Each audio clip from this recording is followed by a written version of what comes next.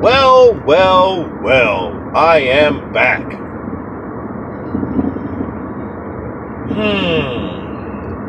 Sorry I haven't posted any videos in a few days for the few people that do watch me at this point in time. Thank you again for watching, and thank you for subscribing. I'm up to 5 subscribers now. So, I thank you all. Anyways, this weekend was really weird.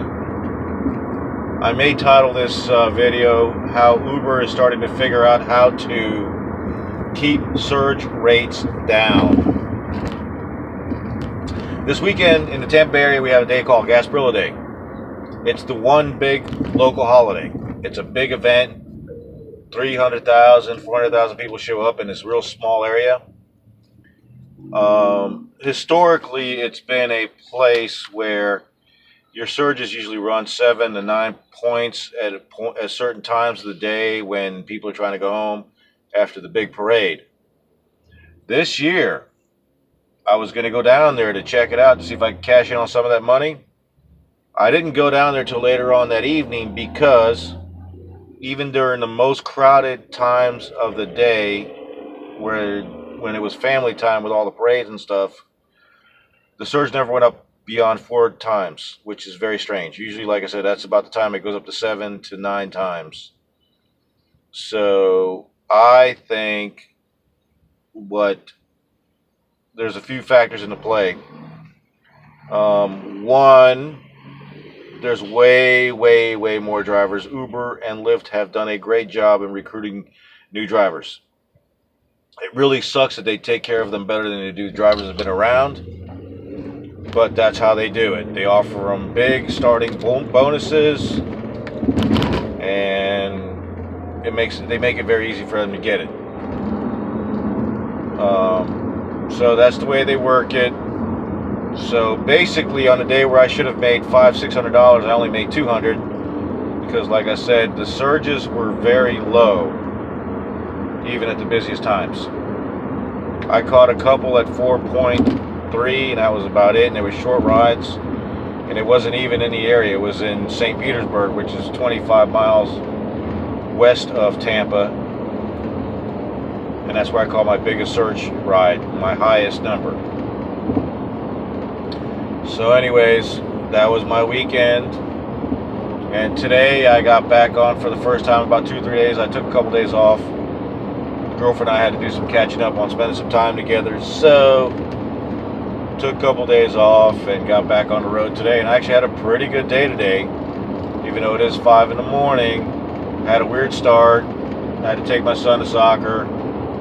Worked a little bit in between, and got him back home again.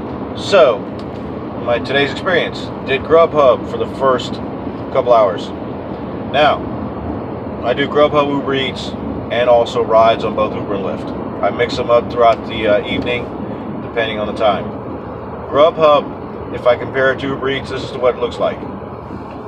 GrubHub is quality, Uber Eats is quantity. GrubHub right now, it seems like you don't get that much as far as the amount of deliveries at this point in time. They say that if I sign up for blocks that I might get more preferential, I might get a little bit higher volume.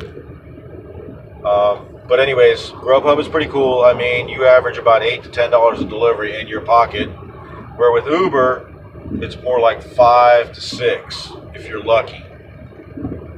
And still, Uber customers do not tip, even though their charges are much higher than GrubHub's. The only difference is that GrubHub charges the recipients a $3.99 flat fee, and that's it. So I'm guessing they're making their money on the flat fee and on the purchase of the food from the restaurant that they're brokering. They're probably getting the stuff for a percentage off. And GrubHub is not expanding at that rapid of a rate. They're getting into places. They've actually been around longer than Uber has, but they're not trying to monopolize. They're just trying to be in the food business and make their millions, whoever it is that founded it eventually. You know, I don't think they have this big market share. They're not trying to monopolize. I just think that they're figuring out a way to make it work. They do have their flaws, of course, like which other business doesn't. But out of the 3 or 4 in my area, like DoorDash, Postmates, Uber Eats, GrubHub right now pays the best in your pocket. Biggest reason why? They ask for the tip at the point of sale. Uber could learn something from this. Hell, if Uber lowered the rate to just $4 for a delivery, they charge the customer and just put and they put right at the point of sale, do you want to tip the driver? You would have a lot of people happy at Uber Eats. A lot of drivers happy, because then all of a sudden, they see the flat rate, and the customers would just roll out. They would still tip 15-20%. Because I know the way the Uber app, not the Uber, but the GrubHub app probably says it. Would you like to tip the driver? And it says 15, 20, or whatever. So anyways, that is the beginning of my week, and that's my experience with GrubHub. I've done 14 deliveries with GrubHub so far, which isn't that many, but I've gotten tips on every single one of them. With Uber Eats, I did 3 today, got no tips at all that I know of. Sometimes you get residual tips 2 or 3 days down the road, sometimes a week down the road, but you never know where it comes from. It could be from rides, it could be from wherever, because the tipping section of the Uber Eats app allows for 30 days after the service is rendered, whether it be delivery or ride, for you to tip. So that's the way it works. It sort of sucks, and it's sort of nice to find a $4 or $6 surprise at the beginning of your day when you're doing Uber, but I'd rather everybody just tip us. They would do it if we just put it on there.